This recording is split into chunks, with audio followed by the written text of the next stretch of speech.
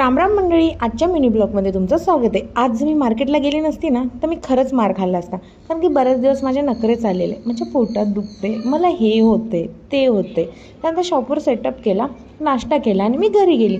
घरी काम नसल्यामुळे माझा टाईमपास चाललेला आणि हां, मी फोनवर सांगत होते मी काम करत होते, पण घरातलं ऑलरेडी काम झालेलं होतं, तर मी स्किन केअर करत होती।